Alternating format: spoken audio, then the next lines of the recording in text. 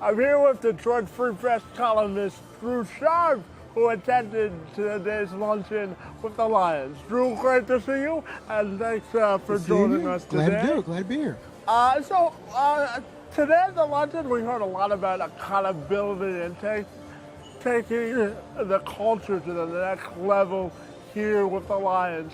But doesn't that sound like the same message they've preached over the last five coaches before? Oh yeah, this is like my 7th straight kickoff luncheon, and I've heard the same message to all 7. You know that they want to try to win. They think they're close to it, but there at some point you have to maintain a certain degree of skepticism. That I hear what you're talking about, but go out there and prove it. And I do think that this town, though hopeful, the Lions fans are always hopeful. They're eternally hopeful that this team can do it. I think for the most part, people just want to wait and see. Show us what you can do on Sunday afternoons or in the opening game on Monday night against the Giants. So what's different with this team? What is the reason for hope or optimism? Or in your mind, is there a reason for hope or optimism, or is there still work to be done? There's still a lot of work to be done. There's always reason for optimism because it's the NFL. The NFL legislates parity. You try to have, if they could have 32 teams 8-8, they could do that. The Lions are one of those teams. They're like 24 teams in the NFL that are anywhere between 6-10 and 10-6, where a handful of plays can make that difference. The Lions are one of those teams. That's not a team that's going to win the NFC North.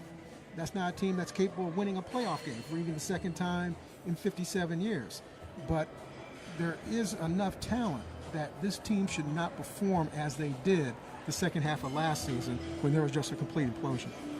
So what would you be expecting as they head down the final stretch of the offseason and as they make their cuts on Saturday? What could be the overall forecast for this club this year? Well, you never can go wrong saying the Lions will probably be 8-8. Yeah. That's kind of the standard prediction with this team. Matthew Stafford's going to be the key. This is a guy this is his 6th year as a starter, first overall pick in 2009. This was a guy who regressed in the end of last season, making mistakes. His mechanics were off. One reason why they brought in a Jim Caldwell and a Joe Lombardi is that these are guys who have developed good quarterbacks. If Matthew Stafford can't elevate his game this year, then you can make the honest question that is he capable of doing it at all? There's no more excuses. There've been no more excuses for this franchise for the last 4 years.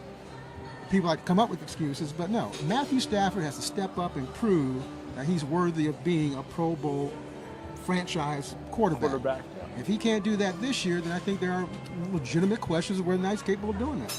And finally, just give me your overall thoughts on the season itself and Jim Caldwell as he is set to take over his first year as Lions head coach.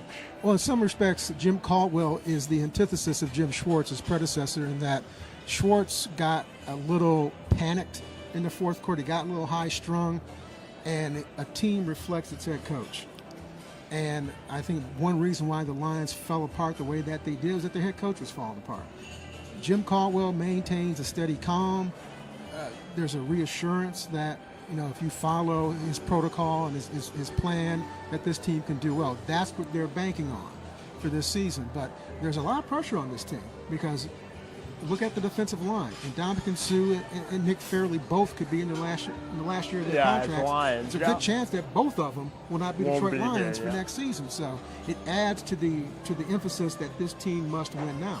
They're in a win now mode. Yeah. They have to. They've been in win now mode for 57 years, though, for the most part. So, but they have to. But truly, they have to show something tangible. And it was interesting to hear at the luncheon. Team President Tom Lamont was saying the first thing when he talked with the Ford family after the regular season, what do they have to do to win the NFC North? Because they know, this organization knows, they let a division, what should have been an easy division title, slip away from them at the end of last season. Well, Drew, I thank you for your time and for joining us today on the True Man Advantage. Glad to do it. Take care.